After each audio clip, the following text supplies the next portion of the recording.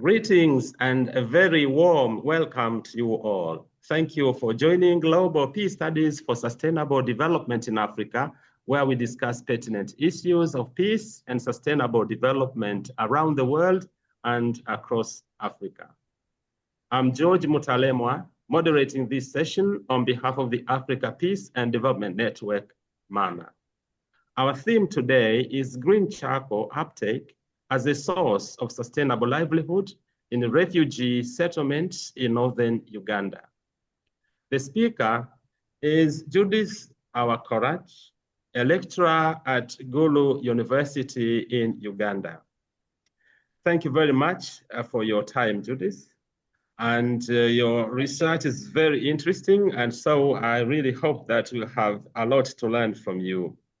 And I welcome everybody on board. Please join me in welcoming Judith Awacorach. And now, please, Judith, feel free to share your screen and you can begin your presentation, after which we will ask you a number of questions and make our own contributions.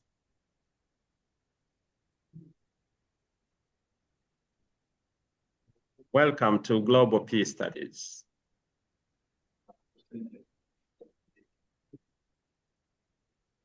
Thank you so much, Dr. George. Good afternoon, good evening, good morning, wherever you're listening from. My name is Judith Awacorach, as already said earlier on. I am a PhD student at Gulu University, the university where I am working at the same time. And I'm happy to have this presentation at Global Peace for Sustainable Development in Africa. My talking title is Green Charcoal Uptake as a Source of Sustainable Livelihood in Refugee Settlements in Northern Uganda. Briefly, I'll talk about introduction, background, and problem statement. The methods are used in this research, the findings, conclusions, and then the acknowledgement for this research. Green charcoal that I'm talking about here has been synonymously used with other people, and other people prefer to call it briquettes, but in this study we are calling it green charcoal, referring to the charcoal made out of only agricultural residues or biodegradable only, because we realize that when you look at East Africa and other parts of this country, we are calling it briquette, and part of the materials used are sometimes remains of wood fuel that has been down by the mass. And then the measures of sustainable development we have used here are the economic, environmental, and the social dimensions as stated by Chambers and other scholars. So the study focuses on the fuel conflicts among the refugee and the host communities in northern Uganda. The background is that up to over 1.5 million refugees coming through Uganda, including the settled one from time to time. And this did not really start today, but few years ago, or many years for that matter. And they have continued to use charcoal and firewood, resulting into fuel conflicts, knowing that we come from an era where 90% of the households in this country also rely on wood fuel as their cooking livelihood. So green charcoal uptake can actually provide sustainable livelihoods in terms of economic, that is the income, the social, creating jobs, environmental, protecting and providing food for that matter. So this study is premised on fuel conflict that undermines the peace and sustainable livelihood of both the refugees and the host communities. We realize that over the years, food has been granted, water is a major issue, but sometimes the fuels that these communities and the host communities and the refugees that are coming from time to time are getting depleted. And this is already a challenge for the communities in northern Uganda. This study resonates with the motto of Gulu University, that is for community transformation, and it also contributes to the SDG 7, that is talking of affordable, reliable, clean energy and modern energy services to facilitate decentralization, value addition, competitiveness, and quality of life. And this also is evident in the National Development Plan of Uganda because of the global challenge of climate. Every country tries as much as hard to upgrade the cooking fuel of their country to a cleaner energy source. The problem in this study is that Uganda loses over 200 hectares of soil cover per year, and 90% of this population or households rely on biomass, that is in terms of firewood and charcoal got from depletion of forest, thus causing deforestation.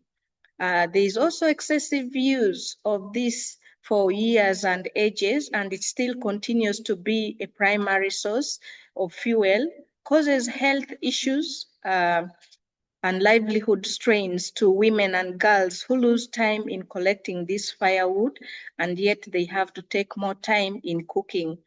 While the world is moving towards sources of cleaner energy, such as electricity, ethanol, the LPG, solar, wind, and other sources that are clean energy, the truth remains that these are unaffordable to both the local communities and the refugees at the same time, because they come with costs of technology, they come with taxes, they come with tariffs, and such that it is only the middle income group and the high income group that are using what we call clean energy.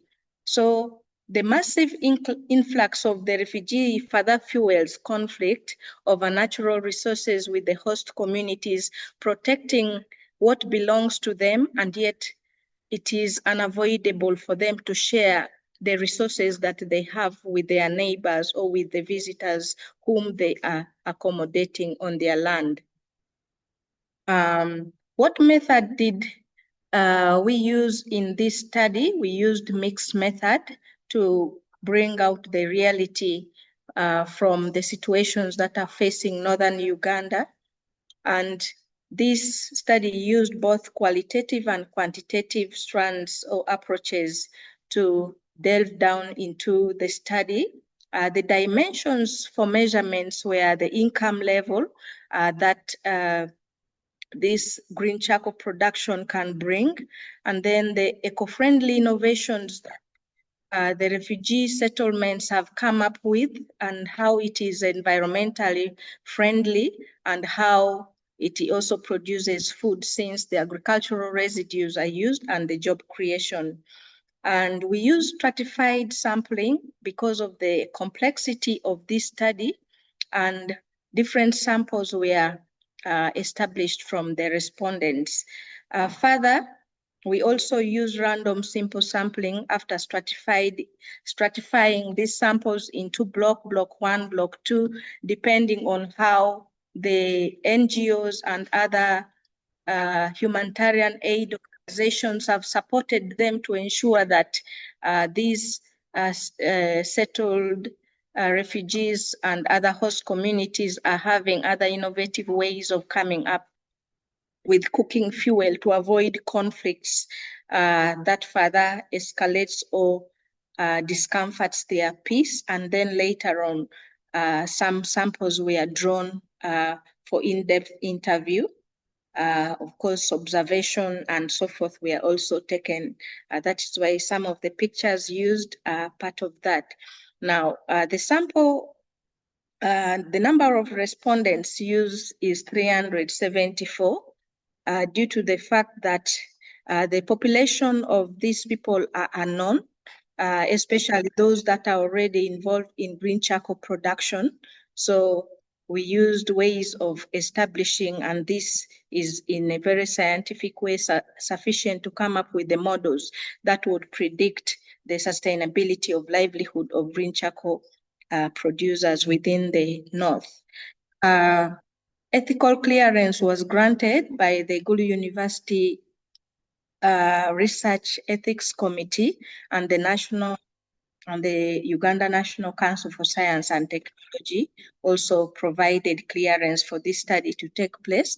And data was collected around Gulu City because we have refugees also settled within Gulu City and the entire north, and then Jumani district and Lamore using survey, participant observation, and the interviews. And then the social package for scientific studies was used, and then the SMART PLS, that is the partial least square, was also used in data analysis. And on the qualitative side, content analysis has been used. Now, this area in this map shows the study sites that were used during this study. We can see that here we are bordered by Southern Sudan, and most of the refugees here are coming from Southern Sudan that have incorporated almost the entire north, as we see that their influx is in big quantities. And then these are some of the biodata of the respondents that we were able to establish to see how the dimensions of sustainable livelihood were measured. We realized that from the biodata of the respondents, the female were 40%, and then the male, I mean, were 40%, and then the females were 57%. And then the educational level here is that the non-educated were 36.6%. Then those with the primary or the basic level of education were 39.3%. And then the 20% accounted for those at diploma, tertiary, and university education level. Then in terms of location, the urban setting or the places that are within the town had 35.8%, and then the rural or the districts and so forth had a percentage of 64%. This speaks into our data in a way that in this case, this technology does not necessarily need level of education. The people are trainable and they can take up cooking technologies or briquette production regardless. And then in terms of location, the urban settings accounts for less in terms of the northern region, and then the rural has high level of production for that matter. So now the measurement models for sustainable livelihood as per the F-square values and the prediction value estimates for sustainable livelihood were as follows. We use the eco-friendly innovation, asking the question, what kind of innovation have you been able to do in terms of briquette production? So you'll find that people started their production with using charcoal dust, but they have gone to carbonization of these briquettes, or what we have called green charcoal. And then their way it protects the environment, food production, whether it gave them additional income for they that have been able to sell, and if it is an opportunity for job creation for that matter. So you realize that the values showing up there show the relevance of the contribution of each dimensions of measurement used for sustainable development. And here, our minimum value is supposed to be 0.02, but if you go back to this value, you will find that the F-square values are above the required value, showing their significance in predicting the relevance, the significance of sustainable livelihood of green charcoal producers. And then the variance here is 90%, showing that all the predictors of the sustainable livelihood used here are very significant. And this is in agreement with many studies on green charcoal in other parts of Africa and elsewhere. That is according to the various scholars that are listed here. This has been further ascertained by the bootstrapped estimates below using the 5,000 sample subsamples in the SMART PLS. And when we look at the p-values and the t-values, it shows something that the t-statistics in the table above further suggests that actually income dimension measures the greatest variance in the sustainable livelihood chain of the green charcoal producers, with the p-value being less than 0.1, showing the significance of these measures.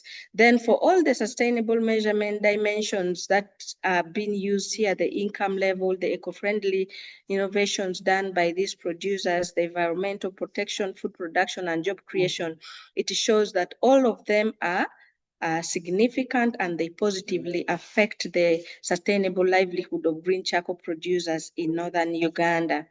So this, however, does not come with without challenges. It has a number of challenges that needs to be addressed.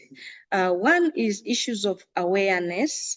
The issue of availability and affordability and accessibility continues to remain a challenge according to this study.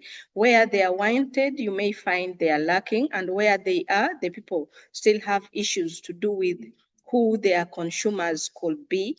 And so therefore, more information needs to reach the population or both the host communities and the refugees, that there are other alternative sources of cooking fuel that they could easily adapt to in a more creative manner.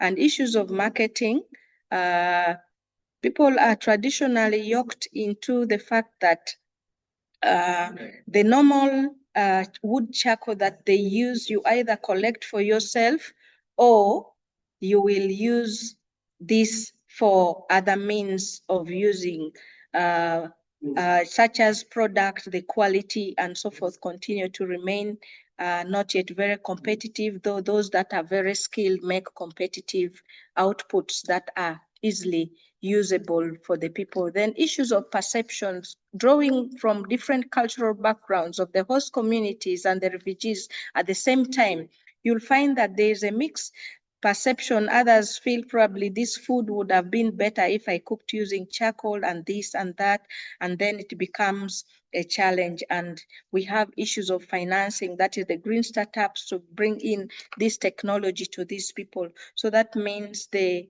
donors and other helping bodies still have a big role to play to ensure that the usability of this green charcoal takes place as we wait for adoption of other methods that comes with time, since it is issues on sustainable development. These are more of the challenges that we have. What opportunities are available for the green charcoal uptake or to scale up? Donor and other organizations have come up with training programs. Women and men, children are trained in groups that offer for them an additional income besides job creation, and in turn protecting the environment. And those with land are able to produce more food, knowing that the residues later on can be used for other uses that can also bring income. There is need for loans and startup from microfinance institutions and so forth, who still believe that this may not be a viable business because they need collaterals that the refugee and the host communities may not be able to afford. Issues of awareness has to be there so that people who have testimonies or who have succeeded in using it within the communities can pass it to other blocks that have not been trained, because the training is still an ongoing process. And then issues of partnerships here become core right from the government under their National Development Plan 4, that is the Uganda National Development Plan. Then we have the private sector that acts as the linkages to these markets or to the people. And then we have the United Nations Commission, Higher Commission for Refugees, the NGOs and other religious initiatives, faith-based organizations that endeavor to help the refugees and the host communities uptake this production or live a comfortable life and avoid some of the conflicts that can easily be resolved, or they try and struggle to ensure that both the host communities and the refugees are living comfortable lives. I would say that this study has also limitations in a way that the study did not seek the opinion of the donors that support the refugee settlements, but ascertained from the refugees, those that have been settled in before and those that are coming, how cooking fuel has become a challenge that's giving them conflict among themselves. And therefore, more study could look into these mechanisms to enhance the uptake of green charcoal in situations with a view of bringing peace and conflict to both the refugee and the host communities. In conclusion, this study sees or found that while food and water are much needed and they are the simplest relief that people will look for so that people don't die of hunger, the respondents agree that at the beginning they were given some money, maybe to see some sources of fuel they can find, but as the aids dwindle and as issues of climatic threat presents another challenge altogether, some of the aids have been cut down and they believe some of the settled should find their own way. So this is unavoidable. It needs to be looked into. And then sources of raw materials and production machines are needed for the refugee and the host community, I would say, to make more innovations of sustainable livelihood around the cooking fuel and other innovations that they can do. We also require green charcoal, which has the potential to sustain livelihood through cleaner cooking fuel, environmental protection, food production, and eco-friendly innovations, while creating job for the unemployed youth around, since they are looking for what to do. So green charcoal may lead to peaceful coexistence between refugee and host communities if it is taken up in order to address the conflict that is ongoing between this population. I would like to acknowledge the Ministry of Foreign Affairs of the Danish government through the Danida Fellowship Center for funding this study. And I also acknowledge Upchain project that has funded, that awarded the scholarship under which I'm undertaking the PhD. And this study has been done in collaboration with the University of Copenhagen, where one of my supervisors come from, Aalborg University, Gulu University, where I come from, and I give thanks to Associate Professor Quentin Gosset and Dr. Olido Kenneth, and I thank also the respondents in Northern Uganda for giving their time to ensure that some of these issues come out in our studies so that we are able to work together towards peace for sustainable development. And I thank our moderator and our host. Thank you for listening. Thank you so much indeed, Judith, for this wonderful presentation, and congratulations on the work that you've carried out.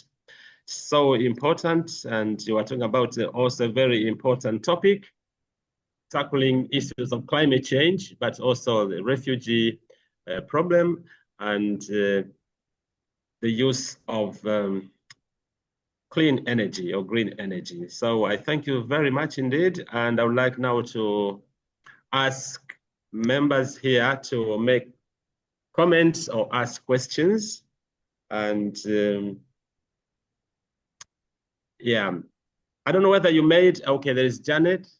Please, welcome, Janet. You may stop actually sharing your screen so we can see one another.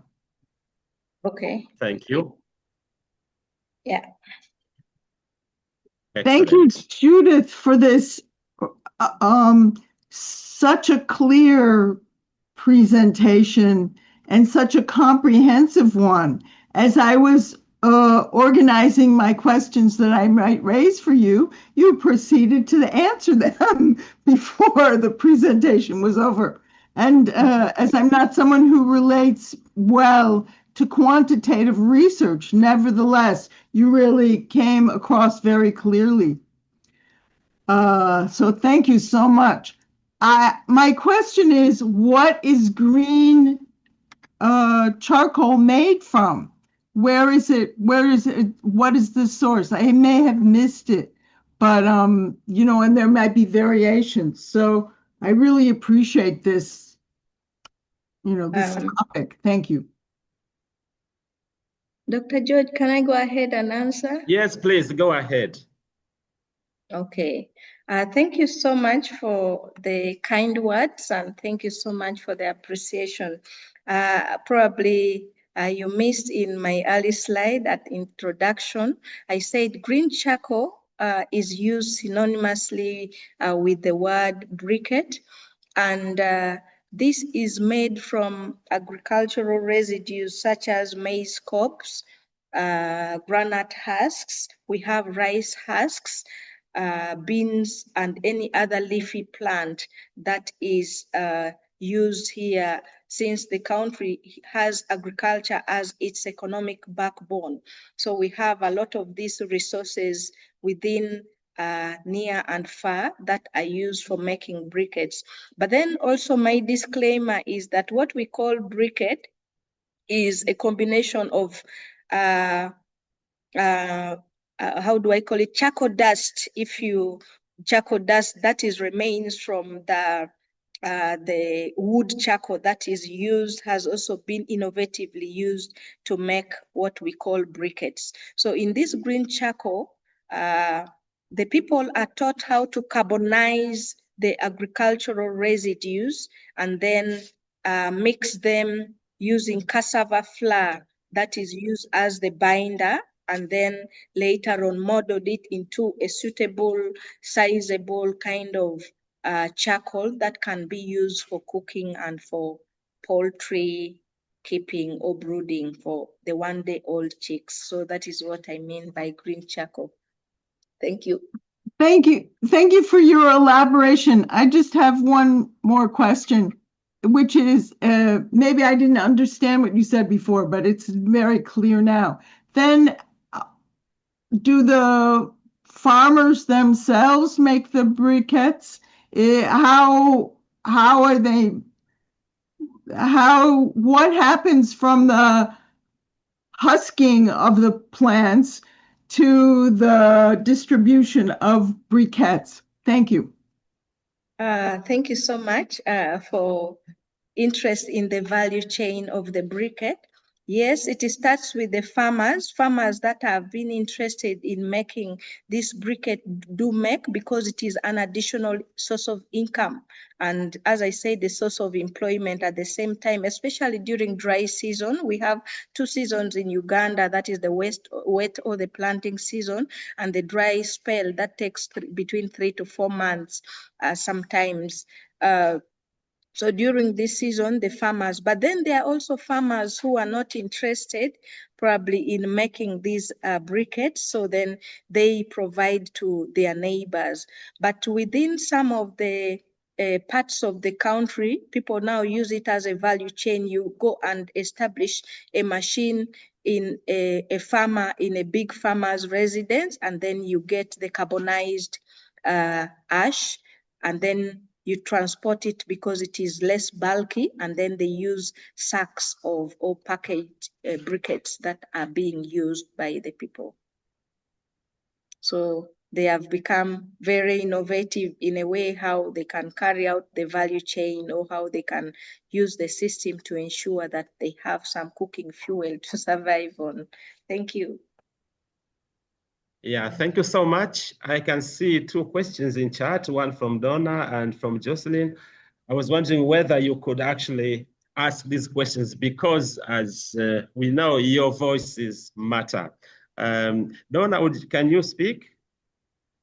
Ask your question. Yeah, George, I just put, I was trying to put a message in chat for Edda, but I do have questions. Who is quantifying, and how are they quantifying the potential volume of briquette production under the present circumstances? And if there's a need, and there will be eventually a need to sustain or to continue production of the materials that go into briquettes, what's being done about that?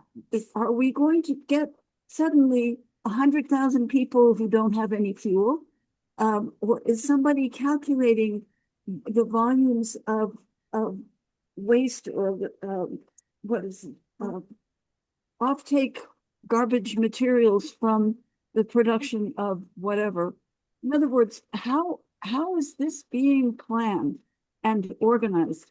Because the host communities are not happy, the refugees are not happy, and if the whole system falls down because everybody just assumes they'll always have plenty of agricultural waste to turn into charcoal, that's not going to work. That's my opinion. Thank you so much, Donna, for that thoughts that you have shared. As I said, that the country's economic backbone is basically agriculture, whether it is within the settlements or out of the settlements, and then basing on the capacity building that is needed for this green charcoal. Not everyone is actually interested in this kind of business, but there are people who are interested.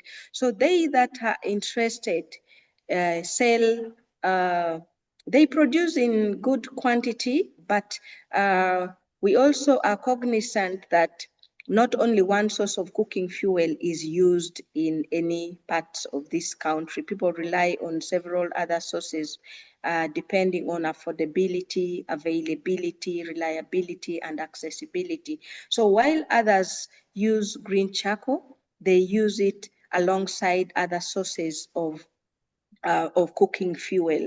So this helps in reducing conflict. The conflict are not in a way that people don't love each other, or they don't want to have their colleagues live around. But when natural resources become scarce or alternatives are limited, then that is a challenge. But this green charcoal is just a contribution to certain percentage of livelihood that someone who is marginalized or someone who is disadvantaged can take up, alongside other opportunities or other solutions that are being availed. My thoughts. Thank you. Can I add an additional question? What Yes. is being done? Are there any programs to organize household production of briquettes? I always try and I never get it right. But I would like to be able to make briquettes in my kitchen from my leftover charcoal. How can I do that? Is anybody working on that?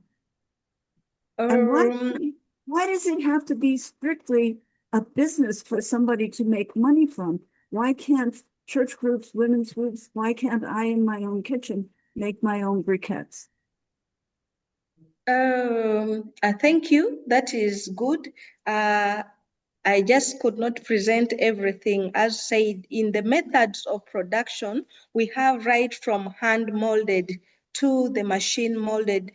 Why is it livelihood? Because it is cooking fuel, and some of these women use it for their own cooking, and the excesses they are able to sell because they have many other needs that they address using the livelihood strategies or skills that they have in their lives. So yes, I agree with you. There are those that make in their kitchen and use. We have testimonies of women who were barely going hungry for days, not until they discovered that from the charcoal dust that they could make something to cook food. And from that, they started advancing on and now becoming creative, innovative to ensure that they do. So yes, there are those that use for themselves, but when they have excess, definitely they would want to get other basic needs, and this becomes a source of income for that matter. Thank you for that good question. Thank you. And Jocelyn, would you like to ask your question? Thank Please you very much. unmute here. Thanks. I will ask this question.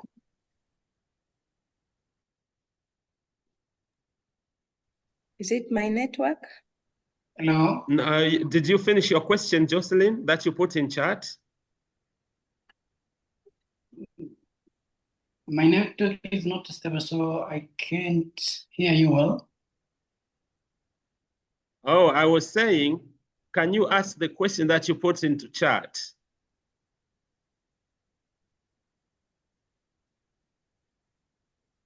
So don't mind, we can also read it.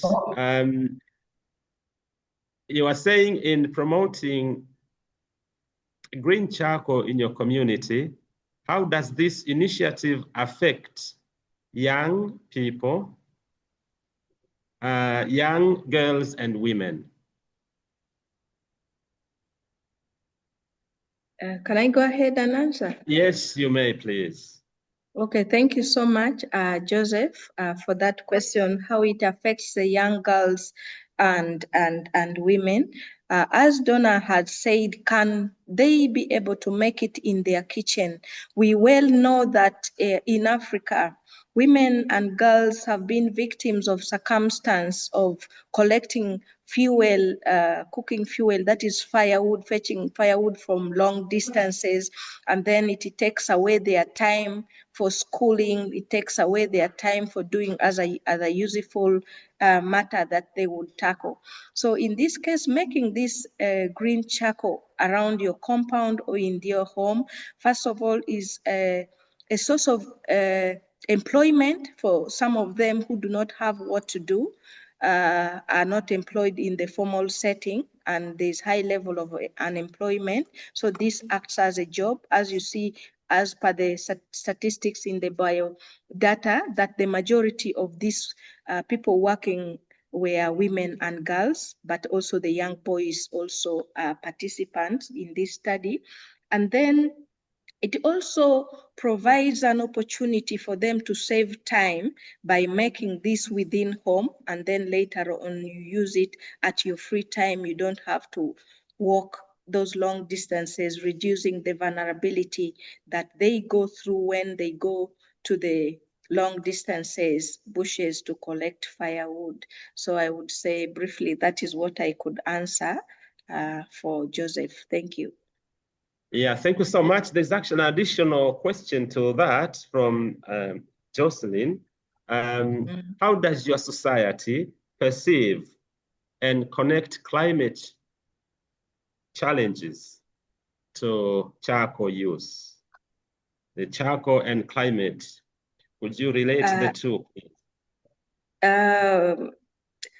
Before we know that, as I said, that traditionally 90% of our households rely on the biomass fuel in form of wood and charcoal.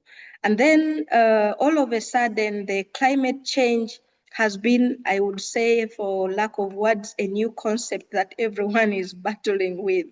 They still have issues of cultural perception that maybe if I cooked this food, especially on the gender relations, if I cook beans with the green charcoal, or I roast meat, actually the challenge is roasting meat. Does it taste the same like if I'd used charcoal or something, and so forth?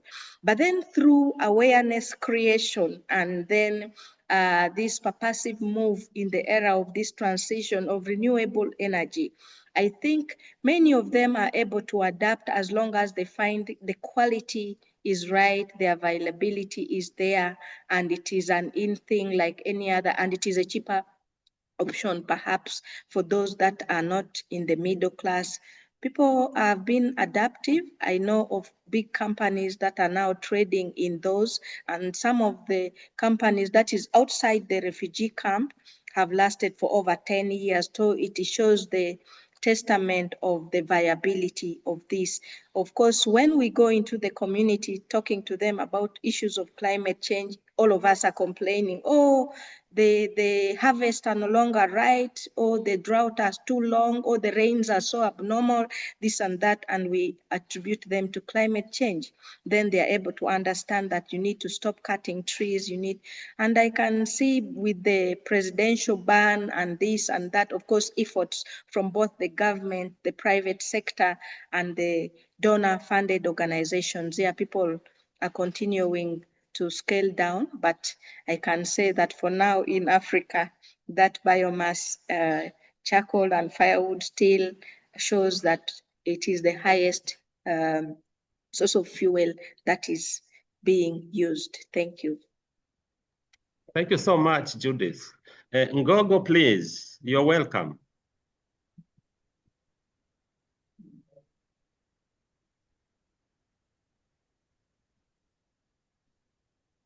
Ngogo, I thought you had a question. Okay, let's go to Eda. Eda Mutua, you are welcome.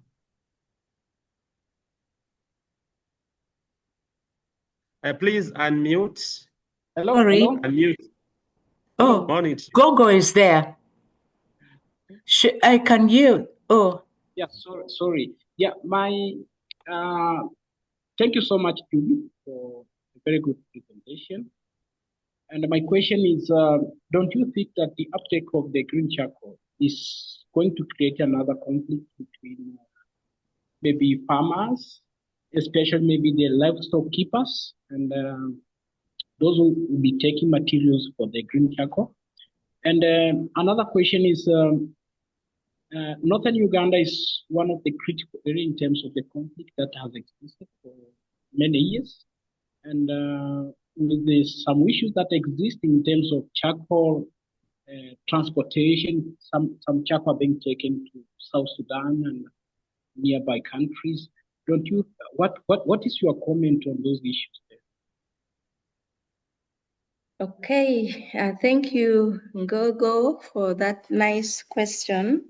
Yeah, I think so far the sustainability is in a way that, as I say, that there is a value chain that we are dealing with here between the farmers.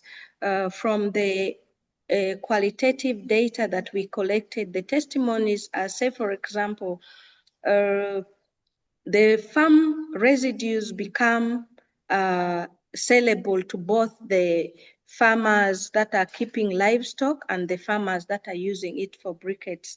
And I remember in one of my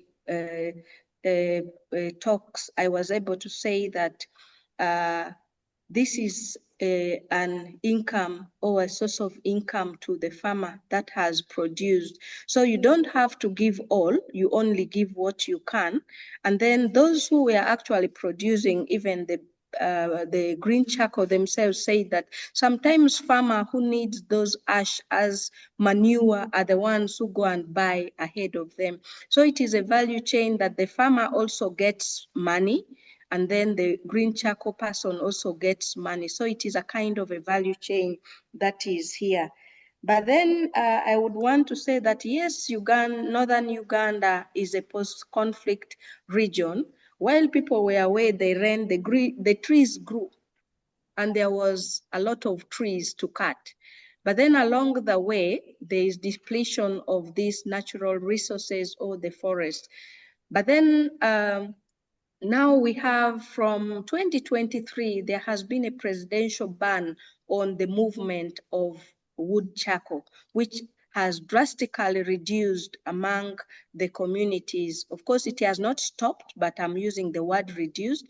And then other mechanisms of providing cooking fuel, like getting people to plant forests and trees that can easily generate forests, or trees that can be used, are coming up, and many other methods in order to ensure that the sustainable development goals are realized and the climate mitigation strategies are in place.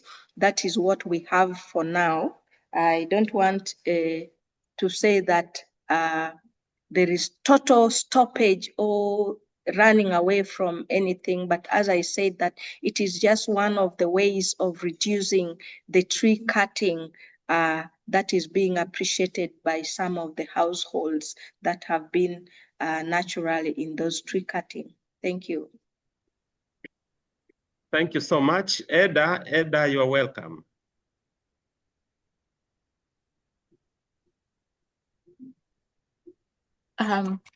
Thank you very much, Judith, for such excellent work. My question is, twofold. Yeah. I would like you to share a little bit about where you see African agency, local people's agency in this work. And I ask this because one of the reasons that have deterred development, the millennial goals, is our tendency to depend on Western NGOs for development efforts. So how do you see this? Are you worried about NGOs taking over and local people becoming dependent on the outsiders or the government? That kind of relationship, because I believe that's a big challenge for us in Africa to really deal with: dependency and local efforts. Thank you. Thank you so much, Eda, for that kind thoughts into the agency. The good thing I would say in this case is that there is what we call the indigenous knowledge. So the way briquette is made is not different from almost the way green charcoal is made, especially if it is at subsistence or at a household level. And what is interesting here is that the farmers are happy to discover that they can change the crop residues into fuel and into income and so forth. The only thing here where I say there is a dependency or there is a relationship here is for those that take it up at a commercial level, then you need the technology, you need the machines, and that is where you need some kind of funding. But then the mechanism that I discovered, though I did not talk about it during the field work, is that there are around 4 different models of doing the same. There are those that are using their hand models and locally making for their own consumption, but still the extras they are able to sell to their neighbors. And then there are those that are using fabricated machines that are localized here. Then I realized that, yes, at the beginning, some people went through machines that were from China and other things to make this.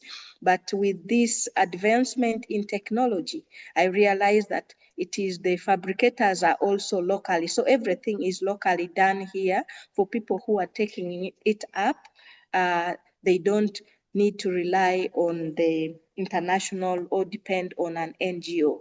Even the local faith-based and so forth, and the orphanages, it has been a source of livelihood that once someone tells you about it and you're curious, oh, let me try. It uses the same technology like the traditional wood charcoal and so forth, only that here you have to do it this way and so forth. I've seen that, yes, I think at a certain level, the relationship is not so tense because it is based on the indigenous knowledge that people already have. And that is why when you look at the majority in my biodata presentation are those that are not educated. So you don't need any class kind of work. Someone just needs to tell you through apprenticeship that these are the things you're supposed to do. And people are in the value chain. You are either at the raw material level, or you are at a production level, or you're a middleman that is selling this product. So that harmonizes our situation.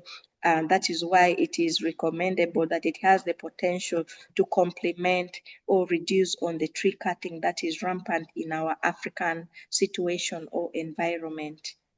Thank you. Thank you. Thank you. Yeah. Yeah, right.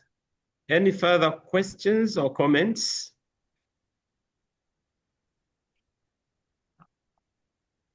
And I believe when you're talking about people who are not educated, you mean those who do not have formal education, right? Yes, please. Sorry for my mix-up. Yes, people who do not go through formal education. Yeah, but otherwise, I know everyone is educated in one way or the other through different various systems. I see. Yeah. George. Yes, please. Somebody's calling me. Yes, it's me. Oh, yes, Ondoch. Welcome. Thank you. I wanted to add on two fronts. One, I thought it would be interesting if Awacorach could explain or elaborate on the charcoal conflict in northern Uganda that invited the president to intervene. And whether the president's intervention would be forever, or it is likely to give way to something else sooner or later. That is one. Number two, I wanted to add to what one of my colleagues just said. I think the comments just before this last one on agency. Agency, yes.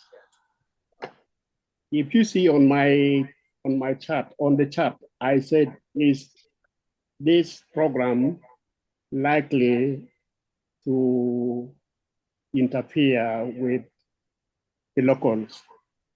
Really is why don't you, for example, interest the locals to invent instead of bringing green charcoal, you call it, and say, this is green charcoal, you can use it and learn how to use it and so on and so on.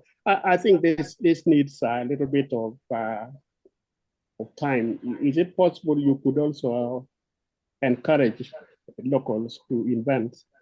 Whether they invent green charcoal or something else is a different matter, but I think I wanted to hear more about that. I was interested in what, is it Eda who said it? Yes. Thank you. Okay. I'll have a bit of noise just in the neighborhood, but nevertheless, thank you so much, Mr. Odoch. I think the presidential plan came as a response to climate change mitigation. The truth remains that northern Uganda had become a hub for green charcoal, for wood charcoal production. Tons and tons of lorries were ferrying this charcoal and tree logs to different parts of Africa per se.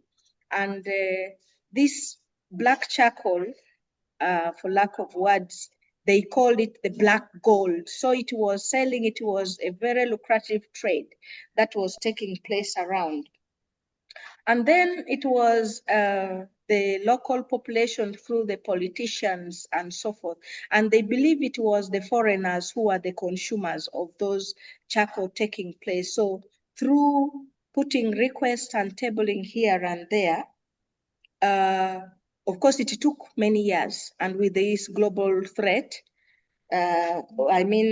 global climatic threat, it became necessary for Uganda to practice also the SDG 7, that is about the affordable, reliable, clean energy source.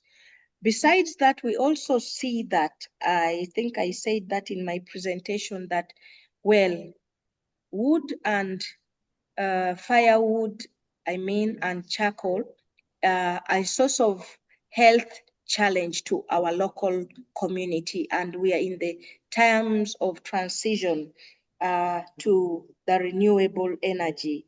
So the fact that the conflicted place, or what you are calling northern Uganda, has high influx of refugees like any part of this country. These resources have been depleted. Both the host community and the refugees struggle for fuel or cooking fuel due to the depletion of the natural resources. So therefore, it was worth the presidential ban, because if you traveled our road at every second or meter, you would see a huge truck carrying tons and tons. And I see that has reduced to some extent. But now, whether the presidential, ban is permanent or it stops, unfortunately, I cannot determine that in my answer.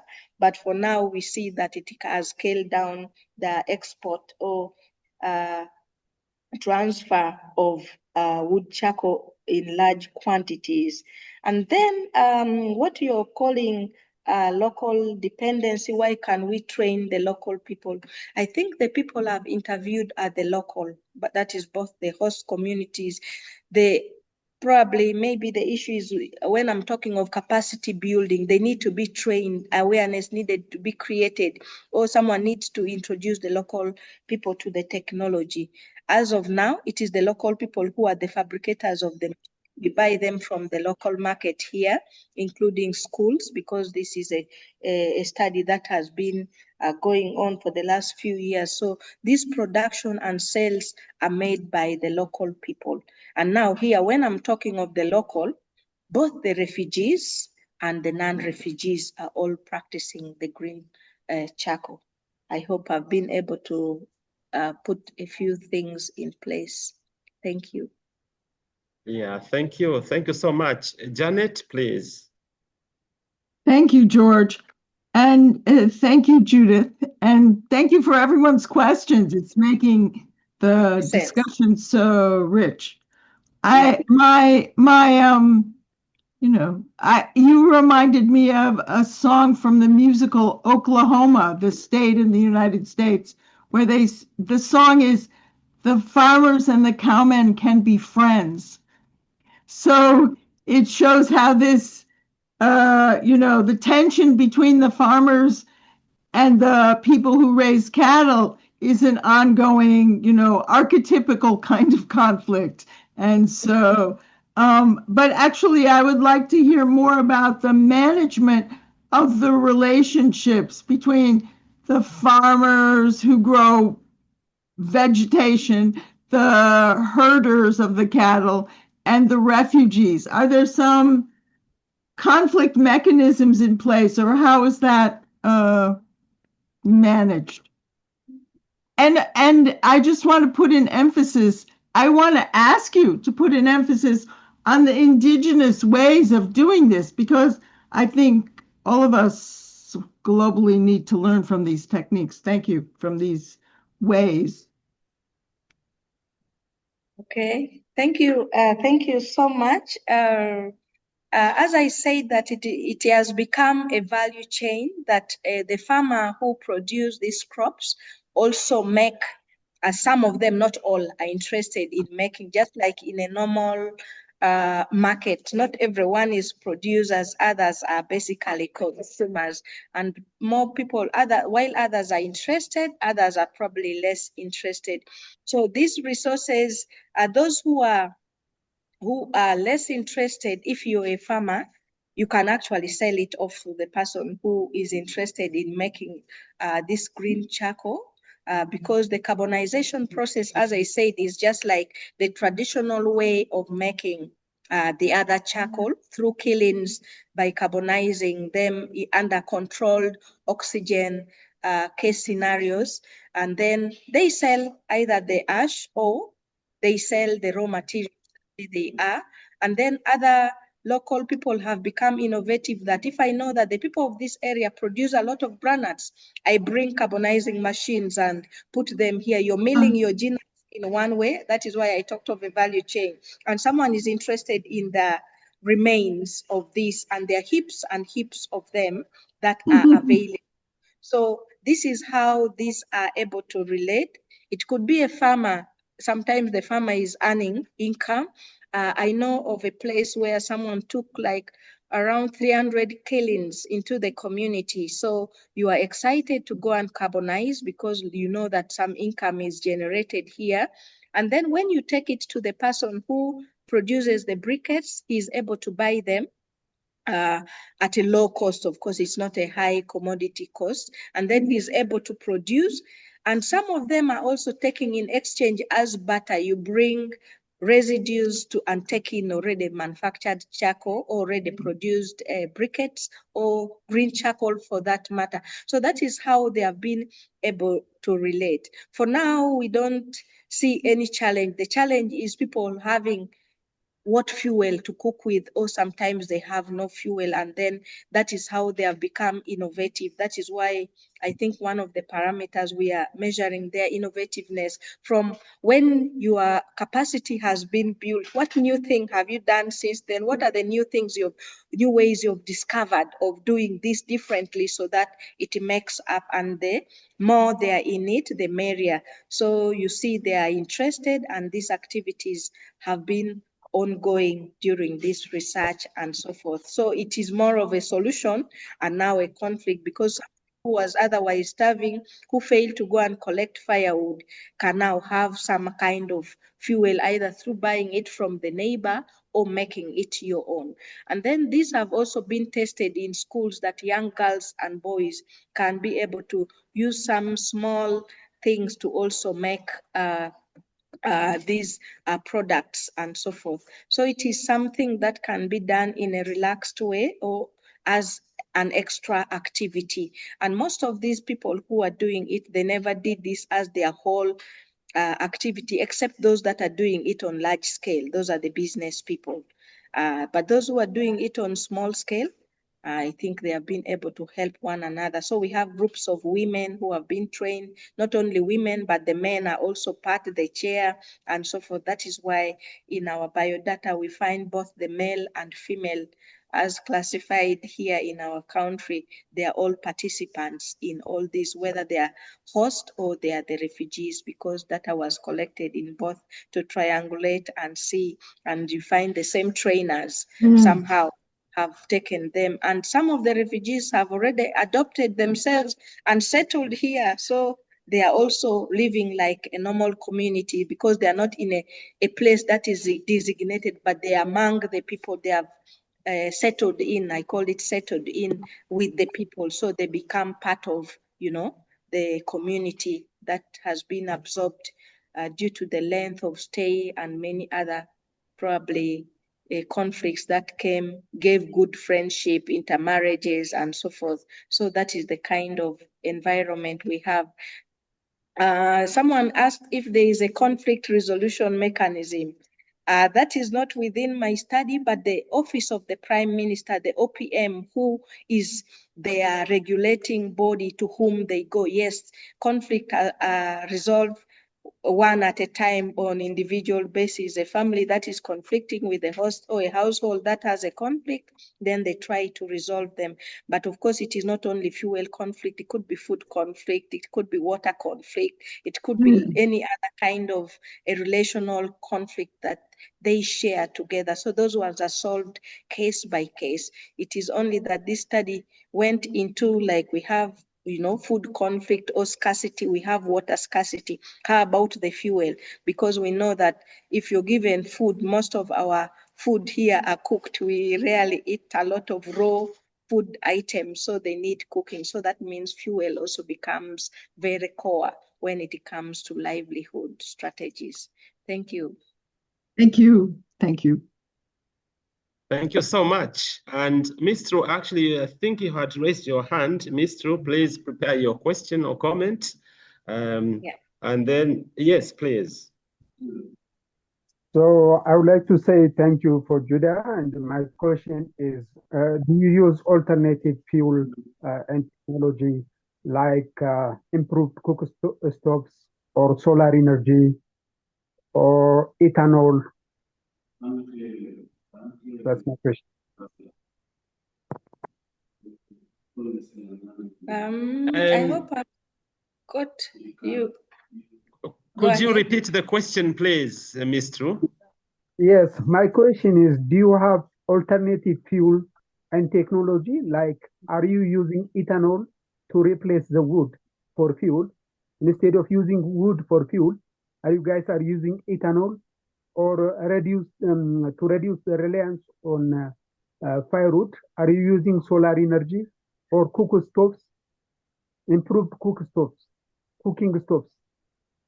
Yes. Improved cooking stoves, yes. Thank you. Thank you, Ms. Joel. All these other alternatives are there. In my slide, I mentioned electricity, I mentioned solar, I mentioned ethanol, LPG, and all this.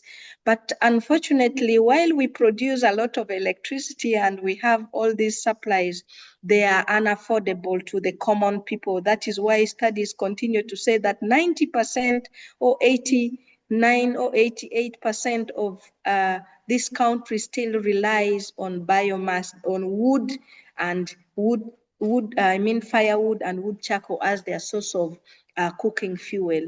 While the alternatives are there, they are unaffordable due to the tariffs, taxes, and other things. So people use them, but it is the middle class and the high class. So the common people, who are the majority, are using wood, and to reduce, then they need something that is closer tailored as we grow, because I know sustainability is a lifetime thing. So that means we grow slowly. Those who are crossing the line, those who are using less of wood and using more of this and that. So it is a mixed community. But this study specifically zooms on the refugee and the host community who rely on relief for food and many other helps. And of course, it becomes difficult to provide everything that they need. So slowly by slowly, of course, they have to coexist in a simple or in a way that is fairly affordable, accessible, and reliable to them.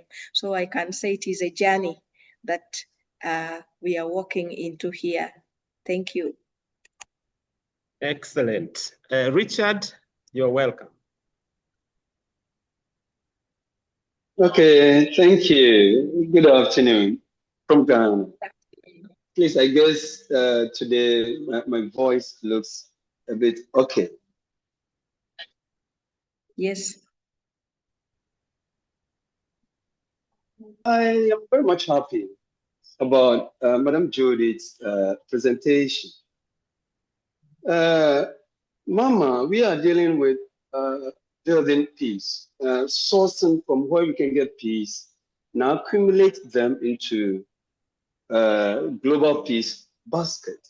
And it looks as if Madam Judy has gotten her share of peace to be added in, to the the peace basket. So I'm glad there. But I would want to ask, in case raw materials get finished, what becomes the consequence to those in charge, those producing the green charcoal? Thank you. Thank you for that nice question. Though it is an iPhone, probably I'm not seeing your name, but then I can answer you that there are many mechanisms to mitigate climate change. Other people are looking at trees that are short term in order to ensure that they are planted by the households or the communities around to help into that. And as Mr. said, there are those alternatives of wind, the alternatives of LPG, electricity. Uganda generates hydroelectricity. They are also trying to, the government is also trying to make connectivity near and far. They're trying to see if they can reduce tariffs. They are trying to, so, you know, the world being a place for take and give, everyone is trying to put what they can put to ensure that peace is available. But at its current state, as I have summarized, it is a journey that every donor, every partnership, any contribution to the peace basket, I think, is what we can do at this point in time. There are other mechanisms that are in place, all are going. We are hoping that all of us can reduce the poverty level in our countries and so forth, so that we continue to upgrade to other renewable resources, cleaner energy, clean energy, and so forth. Right now, we have three concepts: dirty energy, cleaner, and clean. So they are all players in this game, so we are playing together. So it is a journey to reduce the dirty to cleaner and to clean and so forth, so that the climate mitigation is also contributed to. And then the peace that we need is also part of this deal as we move on. Thank you so much for a nice question. Thank you. Evelyn, please. Yes, thank you very much. I would like to echo everybody's enthusiasm about this wonderful presentation. It's not often one gets statistical information that is so easily digested. So thank you. I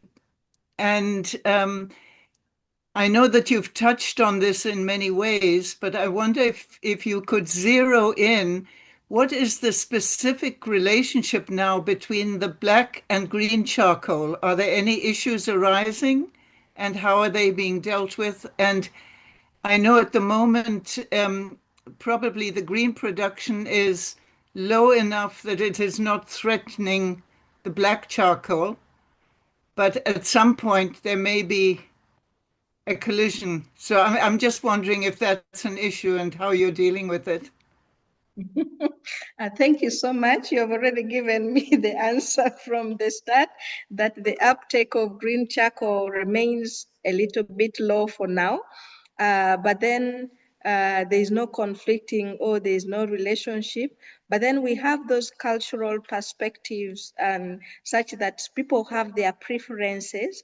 And then people have become very creative and innovative, that I know this, I have to use the black charcoal, but maybe for poultry rearing, I can use the green charcoal and this and that. So such that the interaction is a shared space as opposed to one getting down to the other.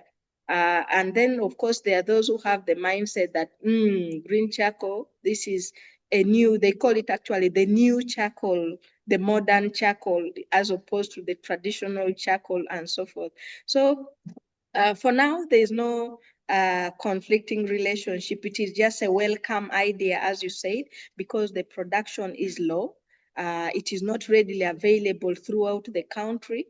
It is only few people, I should say few in quotes, not really very few, but they are produced in spotted places. Other people are not yet knowledgeable about it. That is why in the opportunities, there is need for awareness, creation, and so forth. So it is basically a mixed kind of relationship that is not conflicting, but it is a welcome. And then the fact that it is also tagged to environmental protection and reducing on tree cutting and so forth, people are saying yes, because no one wants to be in a very bad climatic situation. They're saying, oh, in the old days it was like this, now things have changed. Maybe the drought is too much, maybe the floods are again abnormal, we used not to experience this and so forth. So that is the kind of relationship. For now, it is a welcome idea. People would want to use, others want to feel it, others are already used to using it because it is more economical, it burns longer, this and that. So for now, people are enjoying the innovations, including the improved cook stoves, the other new technologies that are coming as far as cooking is concerned. I think for now it is a welcome idea. It is only issues of affordances, availability, and sustainability that we are looking into here for all. Are they sustainable and this and that?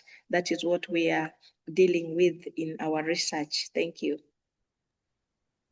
Ben, welcome. Please tell us a little bit about briquettes in Bradford.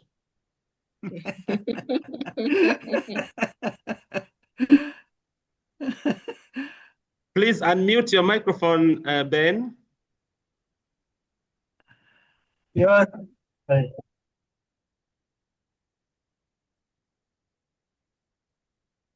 Oh, please unmute again. Okay, now? Yes, perfect. Okay, no, there is no green circle here, but I'm still related to Congo, where I'm originally from. Thank you, Mama Judith, Awacorach. I like that. Awacorach. Awacorach. Good. Good. Yeah, I like African names. Thank you for this great work, honestly. I'm interested to know what recommendation you provided at the end of the work to the Ugandan government. Let's say and through them to politicians in general. If I'm asking this question, it's because it's good to have a brilliant project like this, but it's good also, it's better to provide a reflection for the future.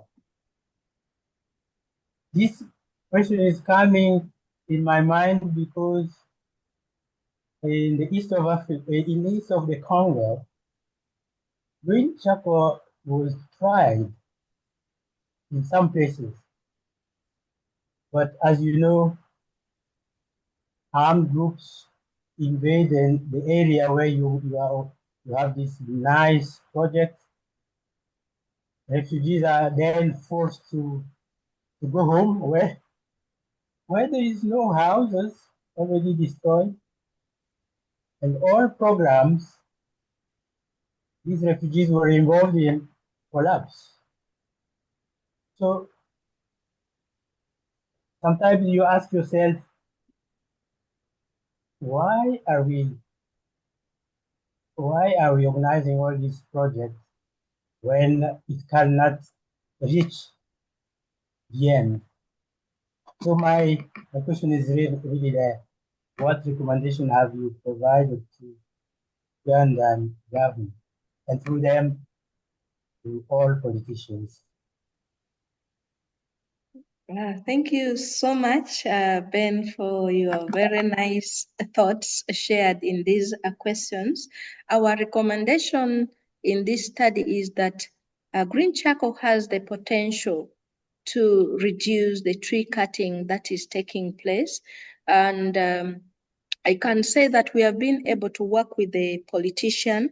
As I said, the presidential ban on moving around of bulk of wood charcoal were initiative by the politicians in northern Uganda. They fought left and right because like here became the local hub for charcoal carried to different parts of East Africa and within Africa, and they call it the black gold. So they were seeing how the tree cover is depleted and the local people are also beginning to suffer. So any innovation or any technology towards the positivity of adopting a cleaner source of cooking fuel is a welcome idea by the politician, because we have been working with the regional district, resident district commissioners. We have been working with the local council 5 who are in the political wing to have this established. And it is a welcome idea, because even if we traditionally say that we rely on firewood and wood charcoal for cooking, we know it has health challenges. Our mothers and sisters have suffered a lot of repercussions, this and that. So the global challenge coupled with other challenges that are coming in, people are accepting the transition. The only thing that, as Mr. said at the beginning, other alternatives are equally there that we can work with, but the truth remains that we deceive ourselves and if we say that it is affordable to everybody, because for now, I think it has been very small percentage of connectivity of electricity. Right now, there is a massive kind of connectivity ongoing. From time we came from until now, things are still coming up slowly. That is why I said the sustainable development is a journey that we are living from time to time, and that is where we are going. So where there are new innovations that can supplement or that can help whatever livelihood we are living now, it is what people are adopting. So the government is positive, I can say, as said in the National Development Plan. They are also making ways to ensure that there is transition to cleaner energy, but you cannot stop all of a sudden. It has to be a transition, it has to be a journey, and that is where we are in this research. We are trying to see what is happening. And then we say that, well, we are also in a post-conflict area, but for now, the guns are silent. So we are trying to see what are the conflicts that are surrounding us. Is it food? Is it water? Is it energy? Is it a climate conflict? Is it a neighborhood conflict? And so forth. So that is what we have at hand to work with as we continue to journey into sustainable development. Thank you for that great thoughts. Yeah. Yeah, thank you so much for the questions, but also for the excellent answers from Judith. And we still have some minutes. You may ask more questions and make comments. And I assume that when we talk about sustainable livelihood in refugee settlements, that these refugees, one day, they will go back, and therefore the camps will be closed. And can we still talk about sustainable, livelihood in the settlements? Is that another question to me? Well, you may share your thoughts on it, because I don't think that these refugee settlements should also be sustainable.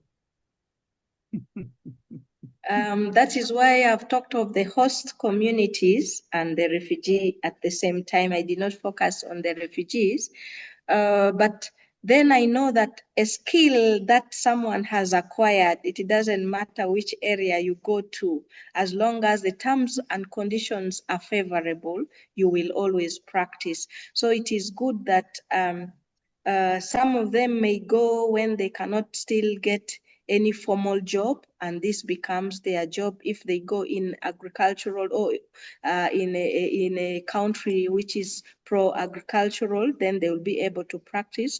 But if not, sustainability is in a way that new innovations are coming in terms of cooking fuel, and that they will be able to adopt. That would be my reflection on it. Like, for now, that is what they can be, but should there be a relocation, should there be non-existence of this, there are alternatives that are surrounding their stay and their livelihood that they could adopt to. Or they can be able to train younger generation and say, while we were, in those countries, when like those who sang by the rivers of Babylon, they would have had something that you can move with the skills that you would have acquired within your neighborhood or within your area, and probably the peace that you shared after finding different innovations in your kitchen, in your wherever you are. I think it will be beneficial for them for that matter.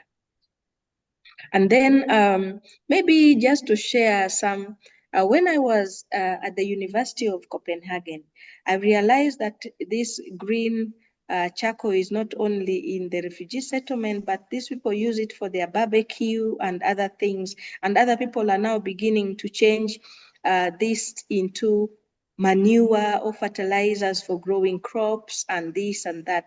So the innovation that is emerging out of biochar, I think, is something that someone can move with to whatever destination God will lead them to go, I presume. Thank you. But someone else can share what they could see from this situation that we are faced with. Thank you. Thank you very much indeed. And talking about the University of Copenhagen, I wonder whether you met Professor Ole Weaver. Is that name familiar? No, because I was attached to the Department of Anthropology. So I met many other people, but I don't remember. Maybe I met him in one of the meetings, but I don't remember. I see. Yeah, because he's working also on the same field and also actually in Uganda. So once you might have to get in touch with him, I think that would be nice. You could be a good link to us, I know. You should be having some. I will do so. I will connect both. Thank you so much. Janet, please. Yeah. Yes, thank you, George. And so, Judith, you're so comprehensive, you're so articulate and clear and knowledgeable. And yet, I think here we have this, ask the expert presenter questions. But I'm wondering if you have any questions to ask of this audience. There are many people here who might have some reflections or, some areas of your research you'd like to extend a little more. Thank you. Thank you. I would, of course, I would love to hear reflections about other probably situations, especially this, I think, applies to Africa, because a refugee in Europe or in the other parts of the developed world is a different situations. But I would love to know if the audience has a situation where the refugees are in Africa and they have been hosted for over 2 decades or something, and then they still do not have such conflicts arising. If their problem is only food, water, and health challenges per se, I would be happy to know.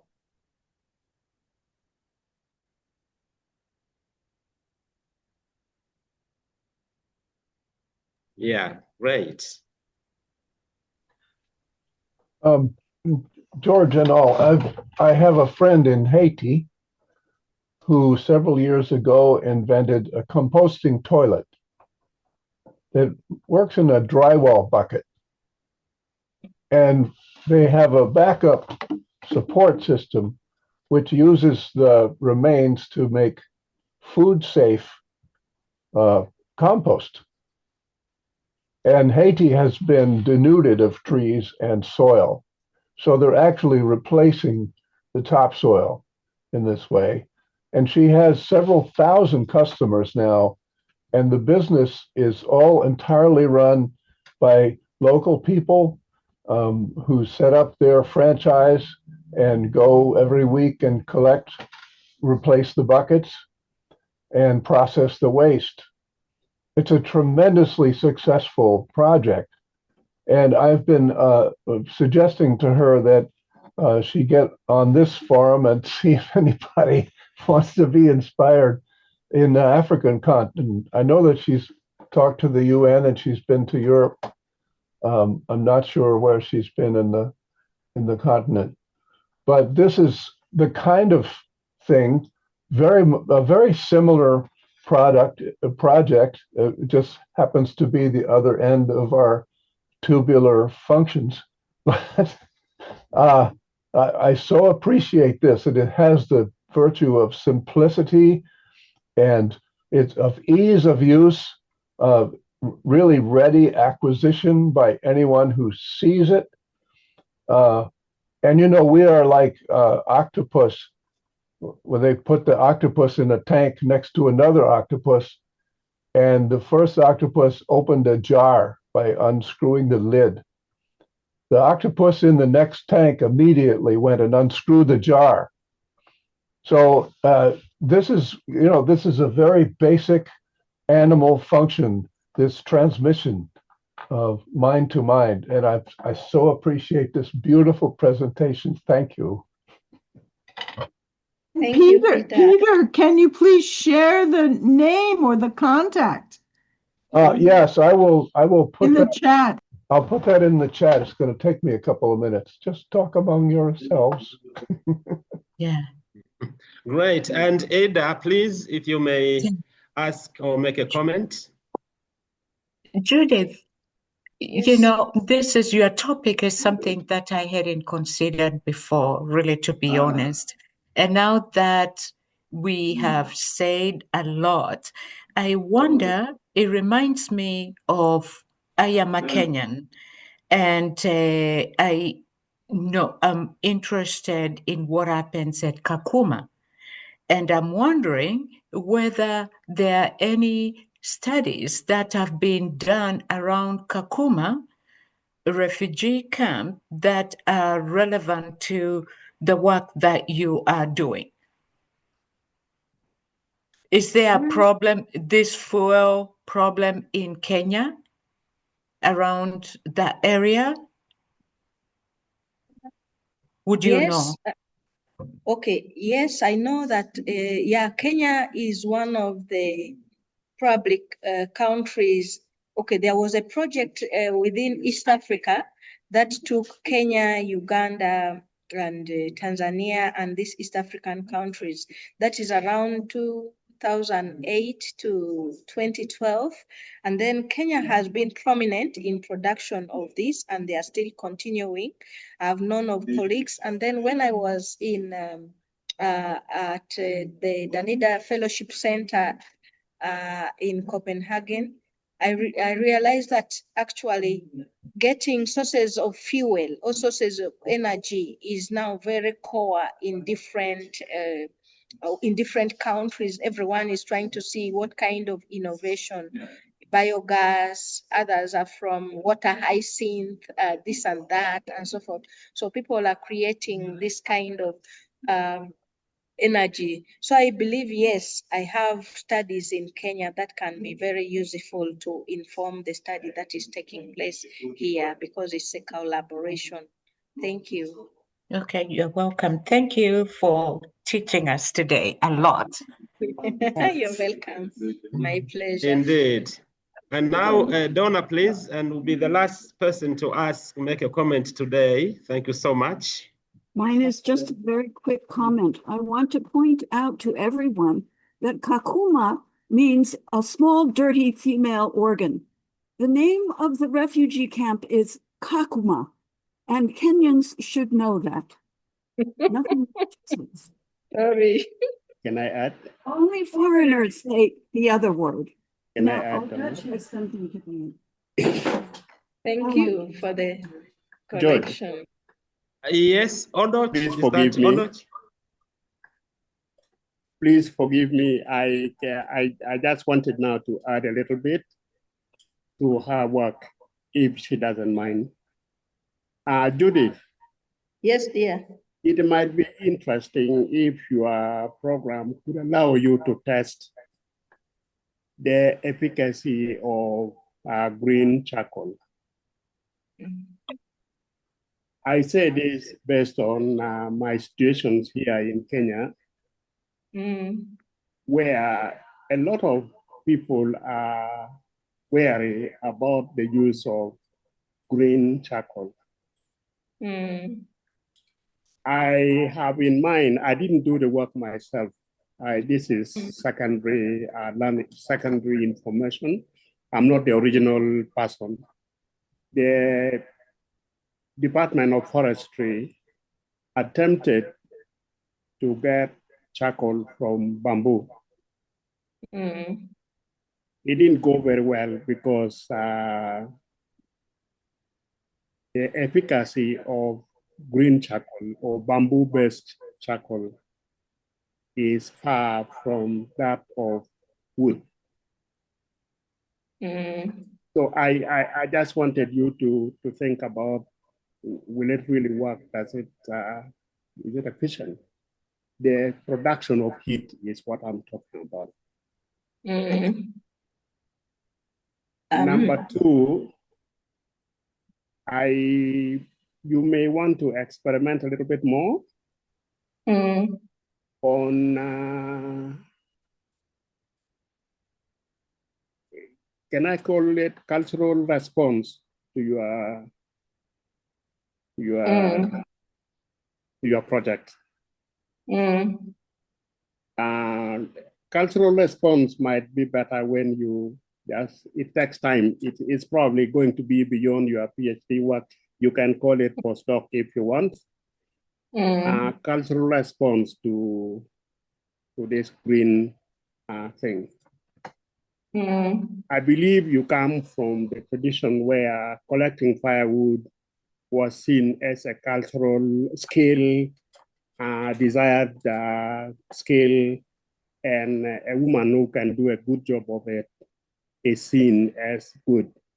I'm not putting Africa in history. No, I'm saying maybe over time you can test the cultural response to this green charcoal. Otherwise, I think it's a very good project. It's wonderful. It is all of those good things people have said. I don't have to repeat all of them.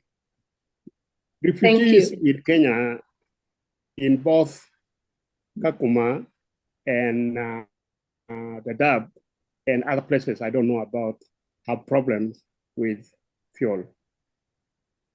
Charcoal is often too expensive.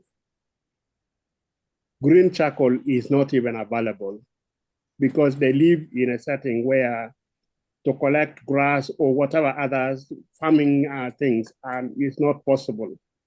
So you may want to look at this and say, in situations like in Dadaab, in northern part of Kenya, where it is dry and very, very dry, and vegetation is difficult to get.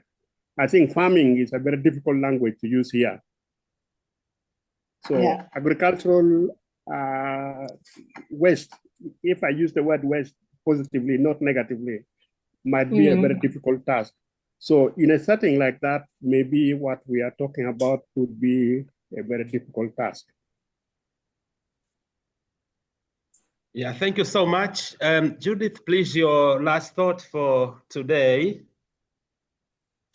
I want to thank everyone for sparing your time to attend to this webinar. I'm very grateful for your comments, your questions, and the discussions that has made. And yeah, the feedback are very useful for this work as we continue. And then I know that this is a research that is tailored to the appropriate geographical location, because as I emphasized earlier on, that it's just because agriculture is the backbone of this country. And then we've had vast chunks of land here. People practice agriculture, and these residues are available. But in situations where it is drought, it is something, as I said, there are so many innovations surrounding cooking fuel, so probably solar, wind, biogas, ethanol, and whatever, or bought fuel from another country will sort out the situation. So this study was situated in this part of the region because of the geographical location and then people's ability to accept and do that. But I want to thank everyone, and thank you, my moderator, Dr. George, and our host, Professor Peter, and everyone. We are so grateful, and I'm so grateful to be part of this global innovation. Thank you. Thank you very much indeed, Judith. We thank you for your time, and I thank everyone also on this call. I'm looking forward to seeing you again next week. Bye-bye for now. Okay, bye.